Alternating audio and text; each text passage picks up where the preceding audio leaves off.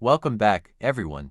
In this video we will learn how to find the Laplace transform when a function is multiplied by t power n or divided by t, and we will go step by step to ensure you understand each concept clearly. So, let's dive in. The Laplace transform of t power n, ft. We begin with the definition of the Laplace transform. Recall that the Laplace transform of a function ft is given by this integral. Now let's differentiate this equation with respect to s.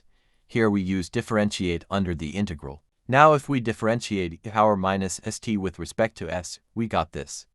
Substituting this under the integral and simplify. Hence we can rearrange the expression, and here we got the Laplace transform of tft, which is equal to the negative differentiation of Laplace transform of function ft with respect to s.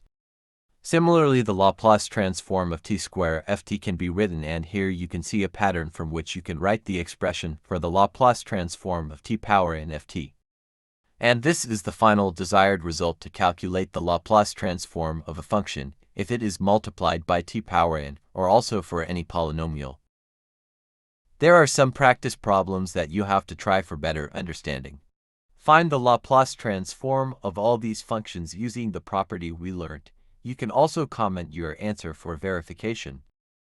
Now let's learn how to find the Laplace transform of a function if it is divided by t. Start from the definition of Laplace transform and integrate this equation with respect to s, limit from s to infinity, which can be written as. Keep in mind that here fs is the Laplace transform of function ft. Now change the order of integration to integrate this double integral expression.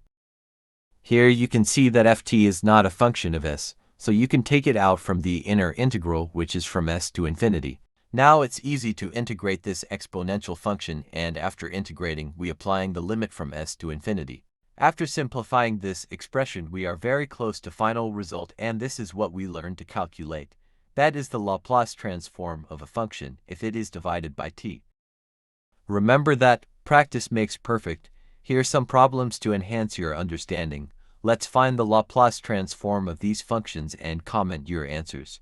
Don't forget to subscribe for more mathematics.